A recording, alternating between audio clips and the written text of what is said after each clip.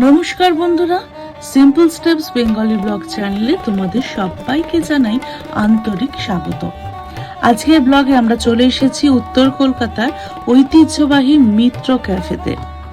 অনেক দিন ধরেই এখানকার বিখ্যাত ফিশ কবিরাজি খাওয়ার ইচ্ছে ছিল, তাই আজ সেই ইচ্ছা পূরণ করতে আর তোমাদের সঙ্গে এই দারুণ ফুড এক্সপিরিয়েন্সটা শেয়ার করতেই হাজির হয়েছি উত্তর কলকাতায়। আর শুধু কবিরাজি খাওয়া নয়, মিত্র ক্যাফের পরিবেশ, খাবারের স্বাদ আর কি কি স্পেশাল আইটেম পাওয়া যায় সব কিছুই দেখাবো এই ব্লগে। তাই ভিডিওটা একদম শেষ পর্যন্ত দেখতে থাকো। আশা করি আজকের ব্লগটা দেখতে তোমাদের খুব ভালো লাগবে। তো আর দেরি না করে চলো শুরু করা যাক আজকের উত্তর কলকাতার মিত্র ক্যাফে স্পেশাল ফুড ব্লগ।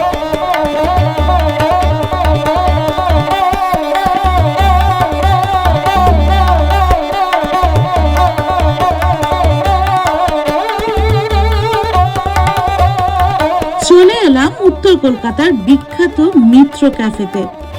আজকের প্ল্যান একটাই, এখানেই বসে জমিয়ে খাওয়া দাওয়া।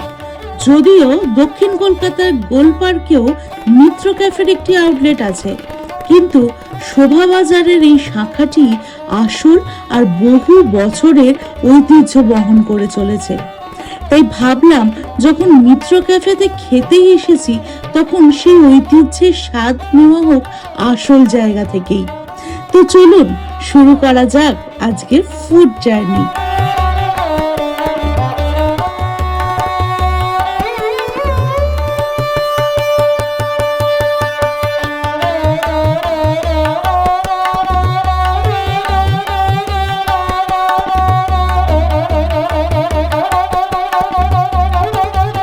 মিত্র ক্যাফে উত্তর কলকাতার অন্যতম জনপ্রিয় ও ঐতিহ্যবাহী খাবারের একটা ঠিকানা।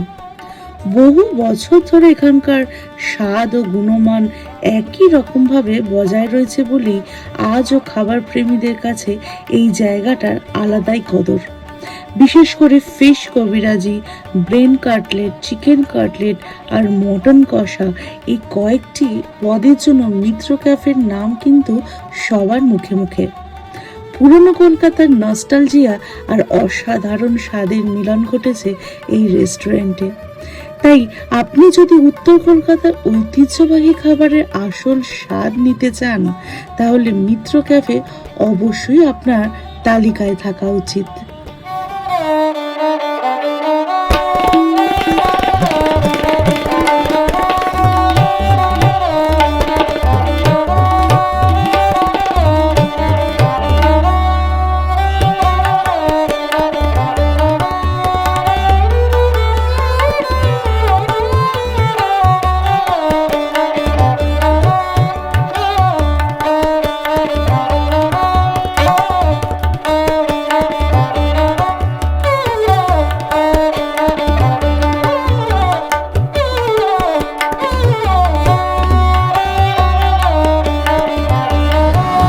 জানতো একদম টেস্ট, আর ফিশটা একদম এত মোটা ফিলেটা দারুণ লাগছে খেতে একদম।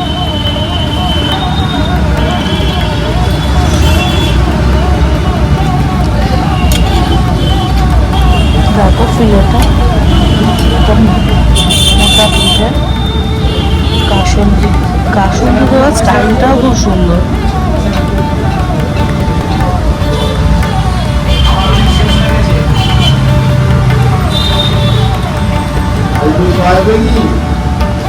পিওর ভেটকি যাকে বলে। কেমন লাগছে? কেমন খেতে? ফিলেটা বেশ মোটা, একদম পিওর ভেটকি।